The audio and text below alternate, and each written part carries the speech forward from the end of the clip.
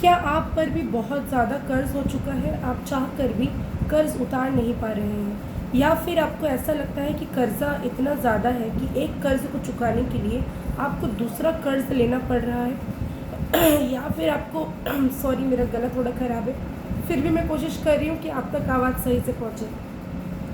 अगर आपको ऐसा लगता है कि कर्ज़ा बहुत ज़्यादा है, वो कैसे उतरेगा, तो आज मैं इस विषय पर रेमेडीज़ आपको बताने जा रही हूँ। प्लस आपको कुछ ऐसे उपाय मैं बताऊँगी जिससे आपको कर्ज़ चढ़ेगा नहीं, और अगर चढ़ता है तो वो बहुत जल्दी उतर जाएगा और उस कर्ज़ को चुकाने के लिए आपको दूसरा कर्ज़ नहीं लेना पड़ेगा।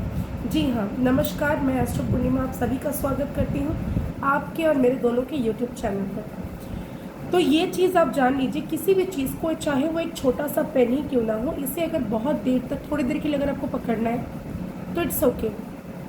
लेकिन अगर आपको कोई कहे कि सारा दिन तुम इसे होल्ड करके रखो, पकड़ के रखो, आप नहीं कर पाओगे। आपको ये हल्का सा पेन भी बहुत ज़्यादा बोझ लगने लगेगा। यही चीज़ होता है जब आप कर्ज लेते हैं और उस चीज़ को बहुत लेंदी जब वो चलने लगता है तो वो आपके लिए बोझ बन जाता है। तो इसीलिए कौन से ऐसे कारण हैं, पहले मैं कारण बताऊंगी क्यों कर्ज चढ़ता है, ताकि आप समझ पाए कि आपकी कुंडली के अनुसार कर्ज क्यों बढ़ रहा है और किस तरह से कर्जे उतारने हैं। तो पहली चीज़ तो मैं ये आपको बता दूं कि कर्ज जो है वो दो तरह के होते हैं, एक अच्छे कर्ज और एक बुरे कर्ज। क्या होता है अच्छा कर्ज और क्या होता है बुरा कर्ज?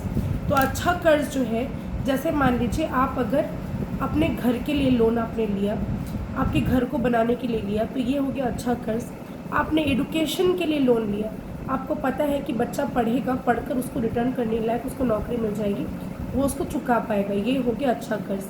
लेकिन वही कर्ज अगर आप अपने अय्याशियों के लिए लेते हैं या फिर लग्जरी चीज़ों के लिए आप कर्ज अगर लेते हैं, जैसे कि अच्छी ब्रांडेड गाड़ी चाहिए, आपको शादी करवानी है किसी की, उसके लिए कर्ज चाहिए, या आपको कर्ज उतारने के लिए कर्ज चाहिए, तो ये हो गया खराब कर्ज। आपको ये चीज़ समझना होगा कि आपकी लाइफ में आपको क्या चाहिए, एक एम आपको पहले तैयार करना है। और ये जो जितने भी रीज़न है कर्ज के, वो हमारा बुध जो है, बुध के कारण ही कुंडली में हमारे लाइफ में कर्जे आते हैं और कर्जे हम चुकाते हैं। लेकिन अगर आपके ऊपर बहुत ज़्यादा कर्ज आप चुका नहीं पा रहे तो डेफिनेटली घर के वास्तु को देखने की ज़रूरत है। वास्तु में कहीं ना कहीं कुछ ऐसी चीज़ें होती हैं जिसके कारण कर्ज बढ़ता है, आप चुका नहीं पाते। तो कुबेर जो है वो हमारा जो नॉर्थ डायरेक्शन है, जो कि बुध की दिशा भी बोल सकते हैं उसे, और कुबेर जी जो है वो वहीं रहते हैं। अगर आपका नॉर्थ घर के वास्तु के अनुसार खराब है, वहाँ पे चीज़ें कूड़े करकट, या फिर आपको वॉशरूम अगर रहते हैं, या कोई गार्बेज वहाँ पे है, कोई डस्टबिन है, टूटी फूटी चीज़ें अगर वहाँ रखी हुई है, तो वो सारी चीज़ें आपका नॉर्थ डायरेक्शन को ख़राब करता है।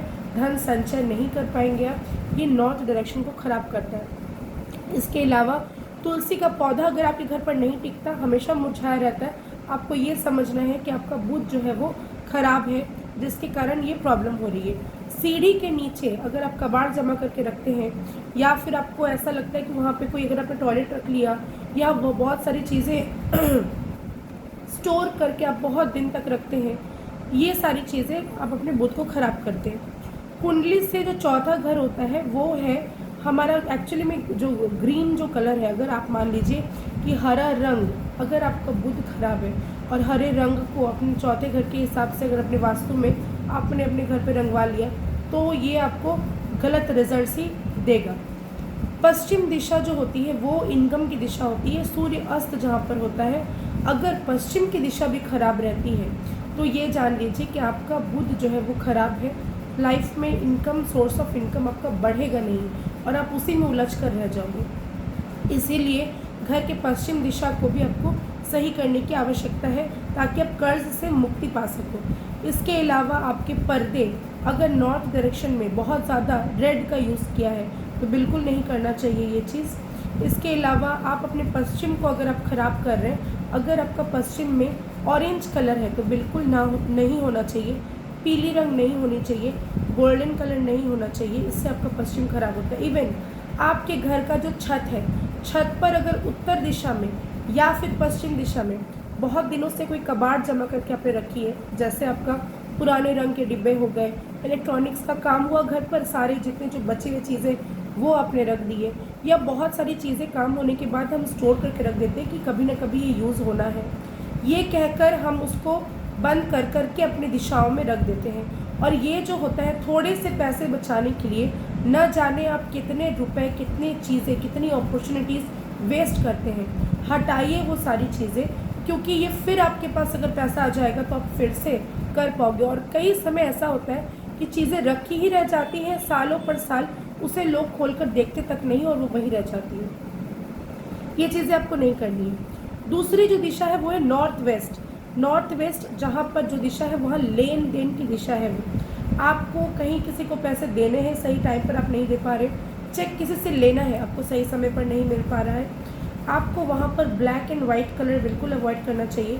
घर के जितने भी टैप्स हैं, जितने भी नल हैं, उन सबको चेक करिए, अगर कहीं से लीकेज है तो वो बंद करवाइए। पानी का जो ड्रेनेज है वो नहीं होना चाहिए, ड्रेनेज का सिस्टम जो है क्लियर होना चाहिए, ब्लॉक नहीं होना चाहिए।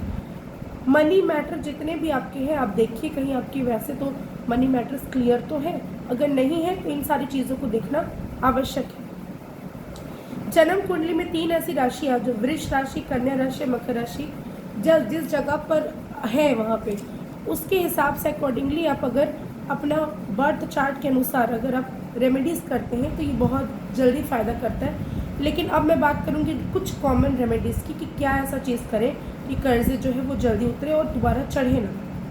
तो पहली चीज़ तो मैं ये बता दूं कि टाइमिंग का बहुत ज़्यादा अच्छा होना ज़रूरी है। कर्ज़ चुकाना है, वेडनेसडे को लिया गया कोई भी कर्ज़ जल्दी नहीं उतरता है। शनिवार को लिया गया कर्ज़ बहुत लंबा चलता है। मंगलवार का कर्ज़ तो बहुत ही नीच है, वो उतरता ही नहीं, बहुत डिफ़िकल्टीज आती है। याद रखें कि चुकाना अगर आपको है किसी को कर्ज़, आपके बैंक में हो, आपका लोन चल रहा है या कुछ भी हो रहा है, आपको चुकाना है, उसके लिए मंगलवार का दिन चूज़ करें, ट्यूसडे का चूज़ करें। मुझे पता है कि जब भी लोन होता है तो अपने आपके महीने की 1 या 2 तारीख तक लोन अपने आप ऑटोमेटिक कट जाता है। आप ऐसा ना करके ईएमआई को एडवांस करवा लें, जाकर बात करें और मंगलवार को ही चुकाने की कोशिश करें। आप देखेंगे कि आपका कर्ज़ नहीं बढ़ेगा। आपके प्लैनेट्स अगर ख़राब है, राहु जिसकी ख़राब है वो इंटेंशनली देना नहीं चाहता, अगर आप देना चाहते ही नहीं तो आपका कर्ज़ उतरेगा कैसे? आप बहाने ढूंढने लगोगे कि नहीं ये रीज़न है, मैं इस महीने नहीं दे सकता, मैं उस महीने नहीं दे सकता। इन सब चीज़ों से बचें। गौमूत्र डालकर अगर आप नहाते हैं नहाने वाले पानी में तो आपका राहु जो है वो आपको सद्बुद्धि देगा। इसके अलावा बुध को अच्छा करने के लिए रात के समय हरी मूंग की दाल कांसे के एक बर्तन में भिगो के रखें और सुबह जो है वो पंछियों को डालें। अपने छत पर नहीं, अपने बालकनी पर नहीं, बाहर डालें। ऐसा करने से बुध जो है हरा दाल और पंछियाँ बुध को अगर वो खाएगा तो ये जो है ये उपाय बुध को अच्छा करेगा, आपके कर्जे उतारने में सहायक रहेगा। इसके अलावा गजेंद्र मोक्ष श्रोत्रम आप यूट्यूब में निकाल कर सुन सकते हैं, किताब खरीद सकते हैं, एक साथ पढ़ सकते हैं, लेकिन याद रखें उच्चारण में कोई गलती ना हो। आप पहले ध्यान से सुने फिर उसके बाद पढ़ें। राहु और मंगल के द्वारा जो कंट्रोल होते हैं, मान लीजिए कि राहु को हमें मंगल के द्वारा ही कंट्रोल करना पड़ता है, तो आपको राहु को कैसे आप कंट्रोल करोगे? उसको आपको कंट्रोल करने के लिए ऐसी कोई जगह जहाँ पर बहुत सारे कीड़े मकोड़े हों, या फिर जैसे कोई पेड़ के नीचे हो गया, कोई डस्टबिन हो गई, कहीं पर कुछ सामान कूड़े फेंके हुए वहाँ पे हो गया, जहाँ से कीड़े मकोड़े निकलते हों, चीनी थोड़ा सा ले जाकर स्प्रेड करके चले आए, रेगुलर करें। आप 41 डेज़ में इसका रिजल्ट देख पाएंगे। आशा करती हूँ जो इन्फॉर्मेशन मैंने दी है वो अपनी ज़िंदगी में उतार के आपको फ़ायदा मिलेगा और आप कर्ज मुक्त हो पाएंगे। इसी आशा के साथ मैं ये मेरा परिवार जो 500 का हो गया पूरा, मैं अभी तक स्वस्थ नहीं हो पाई हूँ पूरी तरह से। मैं कोशिश करूँगी जितनी जल्दी हो सके आप सबके साथ लाइव जुड़ने के लिए, तो मैं नोटिफिकेशन भी दूंगी। पहले मैं स्वस्थ हो जाऊँ थोड़ा, उसके बाद आप सबसे मैं लाइव टैरो रीडिंग के लिए जुड़ूंगी। और जो भी मुझसे पर्सनल रीडिंग लेना चाहता है वो नंबर दिए गए नंबर पर, मेरे डिस्क्रिप्शन में मैंने नंबर दे दिया है, उस नंबर पर कांटेक्ट कर सकते हैं। काइंडली वो लोग फ़ोन ना करें जिन्होंने, मतलब बहुत सारे ऐसे कॉल्स आते हैं जो फ्री सर्विस के लिए आते हैं, तो ऐसा कुछ नहीं है। आप मेरे रील्स देख सकते हैं, इंस्टाग्राम, फेसबुक, एस्ट्रो पूर्णिमा में ही सारी चीज़ें हैं। आप जाइए, उसको फॉलो करिए। रील्स मैंने बहुत सारे बनाती हूँ, आप देखिए, वहाँ से लाभ उठाएं। और जो कॉल करके आना चाहते हैं उसके लिए अपॉइंटमेंट आपको लेनी पड़ेगी। तो ये चीज़ को याद रखें और ऐसे ही कॉल ना करें। और आशा करती हूँ आप सभी स्वस्थ होंगे, अच्छे होंगे। कृपया आप मेरे इस चैनल को सब्सक्राइब करें, लाइक शेयर ज़रूर करें। धन्यवाद।